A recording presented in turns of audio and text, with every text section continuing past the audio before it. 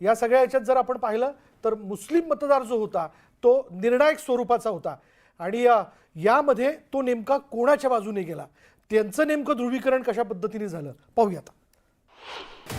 अत्याचार वही होते हैं जहां बटे हैं और जहां बटे हैं वहीं कटे भी। एक है तो सेफ है, एक है तो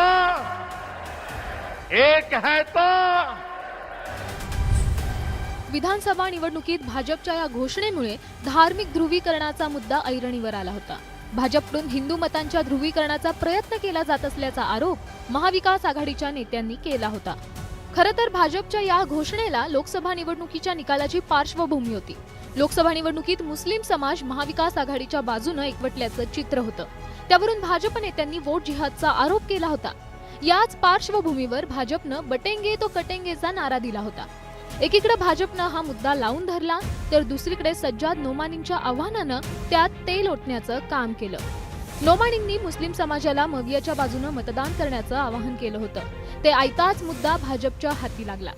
या सगळ्याच घडामोडींच्या पार्श्वभूमीवर विधानसभेत मुस्लिम मतांचा कौल कुणाला मिळणार याकडेच सर्वांचं लक्ष लागून राहिलं होतं। पण लोकसभेच्या तुलनेत विधानसभेत उलट चित्र समोर आलं।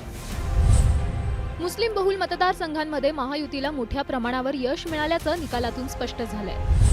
राज्यात ज्या विधानसभा मतदारसंघात मुस्लिम मतदारांची संख्या 20% अधिक आहे अशा 23 जागांवर महायुतीचे उमेदवार विजयी झाले, तर 14 जागांवर महाविकास आघाडीच्या उमेदवारांची सरशी झालीय। केवळ एकाच जागेवर इतर पक्षाचा आमदार निवडून आलाय। ही आकडेवारी पाहता महायुतीला विधानसभेत मुस्लिम समाजाचं मोठ्या प्रमाणात पाठबळ मिळाल्याचं आता लपून राहिलेलं नाहीये। विधानसभेतील विक्रमी कामगिरीनंतर पंतप्रधान मोदींनी पुन्हा एकदा तो नारा दिलाय।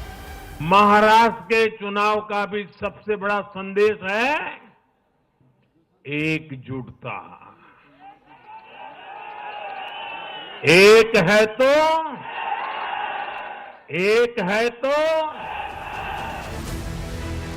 खरं तर लोकसभा निवडणुकीनंतर भाजपनं आपली राजकीय रणनीती बदलली होती। एकीकडे महाविकास आघाडी लोकसभेतील यशामुळे हुरळून गेली होती, तर दुसरीकडे महायुतीला बदललेल्या रणनीतीला मतांच्या रूपाने बॅलेट पेपरमध्ये परिवर्तित करण्यात यश मिळालं। Bureau report, news 18 Lokmat.